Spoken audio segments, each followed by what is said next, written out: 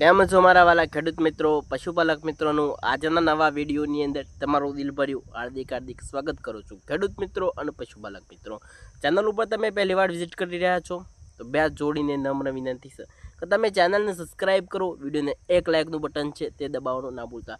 તો મિત્રો, આજના વિડીયોની અંદર વાત કરવાના છે મારા વહાલા પશુપાલક મિત્રો, તમે માર્કેટમાંથી મોંઘા તમે પશુઆહાર ખરીદી રહ્યા છો તો આજે મિત્રો તમે ઓછા ખર્ચની અંદર વધુ તમે દૂધ ઉત્પાદન પણ તમે મેળવી શકો છો। ઓછા ખર્ચની અંદર હવે મિત્રો આપણે ઘરે બેઠા મિત્રો આપણા પશુ માટે પશુઆહાર પૌષ્ટિક આપણે તૈયાર કરવાનો છે, તે પણ મિત્રો એકદમ ઓછા ખર્ચની અંદર। અત્યારે માર્કેટની અંદર તમે કપાસિયા ખોળ પણ લેવા જશો તો કમસે કમ મિત્રો 2500-3000 જેવો મિત્રો તમને 50 કિલો તમને કપાસિયા ખોળ મળી રહ્યા હતો। સાથે સાથે મિત્રો તમે મકાઈ ભડ્ડો પણ લેવા જશો તો 1900, 2000, 2500ની અંદર પણ તમને મકાઈ ભડ્ડો છે તે માર્કેટની અંદર મળી રહ્યો છે। આપણે હવે મારા વાલીડાઓ સસ્તો ખોરાક અને મિત્રો ઓછા ખર્ચની અંદર વધુ દૂધ ઉત્પાદન આપણે મેળવવાનું છે।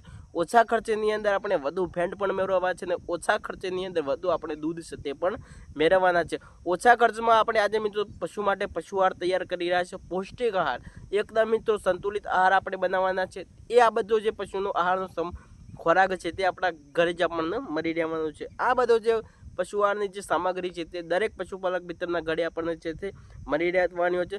સૌ પ્રથમની અંદર વાત કરીએ તો હવે મિત્રો તમે મોંઘા તમે પશુઆહાર ખરીદી રહ્યા હતા, મોંઘા તમે મકાઈના ભડ્ડા ખરીદી રહ્યા હતા, મોંઘા તમે ભૂસું ખરીદી રહ્યા હતા, આ બધું હવે તમારે ઝંઝટમાંથી તમારે મુક્ત થવાનું છે। ઓછા ખર્ચમાં વધુ દૂધ ઉત્પાદન ને ઓછા ખર્ચની અંદર વધુ આપણે પશુઆહાર કઈ રીતે મેળવવાનો છે તે આપણા જે પૌષ્ટિક આહાર છે તે મિત્રો આજે આપણે ઘરે બેઠા ઓછા ખર્ચની અંદર હવે તૈયાર કરાવવાના છે। સામગ્રી મિત્રો તમારે ભેગી કરી લેવાની।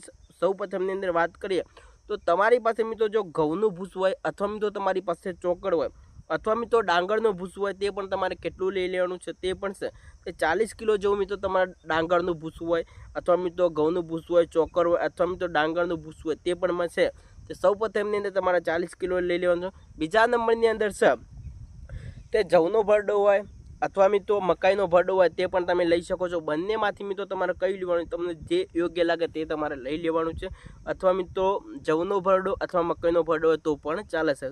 આપણી પાસે ઓલરેડી મકાઈના ભરડા દરેક પશુપાલકની અંદર મળી રહેતા તો તે છે તે મકાઈનો ભરડો તે પણ મિત્રો તમારે 25 કિલો જેવો લઈ લેવાનો છે। બીજા નંબરની અંદર તમે જોઈ લો કે અહીંયા છે તે કપાસિયા ખોળ છે, તે આપણા જે માર્કેટમાંથી આપણે કપાસિયા પાપડી લાવતા તે એ પાપડી તમારે લઈ લેવાની છે।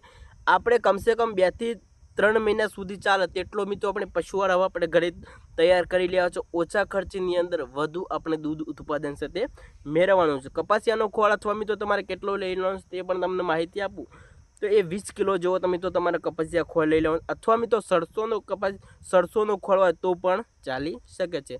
તમારે બેસ્ટ રિઝલ્ટ લેવા માંગતા હોય તો તમે સરસોનો ખોળ પણ લઈ શકો છો, સાથે સાથે મિત્રો તમે કપાસિયા ખોળ છે તે પણ લઈ શકો છો। હવે બીજા નંબરની અંદર વાત કરીએ તો મિત્રો તમારે સંચર કાળું મીઠું પણ લઈ લેવાનું તે પણ છે તે મિત્રો 1 કિલો જેવું કાળું મીઠું સંચર મીઠું હોય તે પણ તમારે લઈ લેવાનું છે। અથવા મિત્રો ચણાની ચૂરી હશે તો પણ ચાલશે, એવું નથી કે આ જ વસ્તુ લેવી જરૂર છે। તમારી પાસે જો ચણાની ચૂરી હોય અથવા મિત્રો વટાણાની ચૂરી હોય તે પણ મિત્રો 10 કિલો જેવો તમારે લઈ લેવાનો છે। સાથે સાથે મારા વાલીડાઓ તમારે મિનરલ મિક્સર પાવડર પણ મિત્રો તમારે 1 કિલો લઈ લેવાનો છે, કારણ કે મારા વાલીડાઓ આપણે 2 થી 3 મહિના સુધી ચાલે તેટલો આપણે પશુઆહાર અત્યારે આપણે ઘરે તૈયાર કરી રહ્યા છે। કારણ કે વિડીયોની અંદર કેમ આટલું આપણને કહી રહ્યા છે, કારણ કે મિત્રો 2 થી 3 મહિના સુધી ચાલે તેટલી તમને સામગ્રી છે તે આપણે તૈયાર કરી લેવાની છે। ત્યાર પછી આ બધું આપણે શું કરવાનું છે, મોટા ભાગે તમારે મિત્રો મિક્સ કરી લેવાનું છે। એક મોટા વાસણમાં લઈ અથવા મિત્રો તમારે સરસ રીતે તેને મિક્સ કરી લેવાનું છે। ત્યાર પછી મિત્રો જો તમારી પાસે કોઈ પણ ભરવાની વસ્તુ હોય અથવા મિત્રો તમારી પાસે કોથળો હોય અથવા થેલી હોય તેને ભરી તમારે એક જગ્યા પર તેને મૂકી દેવાનું છે, બરાબર। સરસ રીતે તમારે મિક્સ કરી લેવાનું છે, બરાબર। ભરીને તમે 2 થી 3 મહિના સુધી તમે આરામથી તેનો સ્ટોર તમે કરી શકો છો। ત્યાર પછી મિત્રો શું કરવાનું છે કે તમારા પશુને તમારે એક ટાઈમ ટેબલ નક્કી કરી લેવાનું છે। આપણા પશુને મિત્રો સવારે કેટલું આપવાનું છે, સાંજે પણ તમારે કેટલું આપવાનું, જે પ્રમાણની જો તમારું પશુ દૂધ આપતું હોય તે પ્રમાણની અંદર તમારા પશુને આજે આપણે જે પશુઆહાર ઘરે તૈયાર કર્યો છે તે આપવાનું છે। દાણા આપવાની રીત પણ તમને સમજી લેવાની છે કે 1 કિલો સવારે અને 1 કિલો સાંજે પણ તમે આપી શકો છો।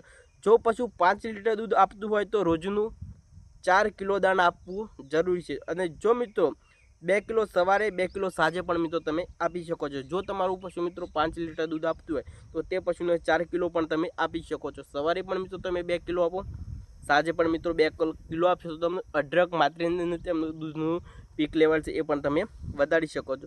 જો મિત્રો તમારું પશુ 10 લીટર દૂધ આપતું હોય તો રોજનું મિત્રો 5 થી 6 કિલો તમારા પશુઆહાર ખવડાવવાનો જે આપણે મિક્સ કર્યું છે તે પશુઆહાર છે.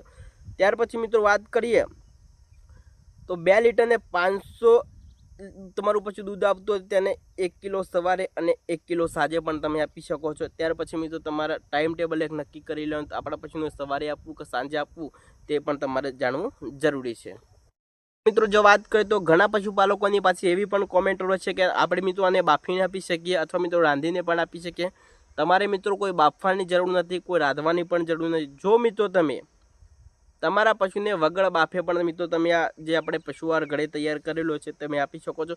ત્યાર પછી મિત્રો જો તમે આને તમે પલાળીને આપશો તો તમને બેસ્ટ તેનું રિઝલ્ટ પણ જોવા મળવાનું છે. તમારા પશુને જે તમે પશુઆહાર આપો છો, જે લીલો સૂકો ચારો તેની અંદર પણ મિત્રો નીણ સાથે મિક્સ કરી જો તમારા પશુને તમે આપવાનું ચાલુ કરી દેશો તો તમને ટૂંક જ સમયની અંદર તમારા પશુનું દૂધનું તમે પીક લેવલ પણ વધારી શકો છો. સાથે સાથે મિત્રો આપણે ઓછા ખર્ચની અંદર વધુ આપણે દૂધનું ઉત્પાદન છે તે પણ મેળવી શકવાના છીએ. તો ચાલો આજના વિડીયોની અંદર બસ આટલું જ. ફરી મળીશું આપણે નવા વિડીયોમાં નવા એક સરસ ટોપિક સાથે. આજનો વિડીયો તમને કેવો લાગ્યો? સારો લાગ્યો હોય તો વિડીયોને એક લાઇકનું બટન દબાવી દેજો. ચેનલને સબસ્ક્રાઈબ કરી બીજા મિત્રોની અંદર શેર કરવાનું ના ભૂલતા. તો ચાલો રજા આપશો. વંદે માતરમ.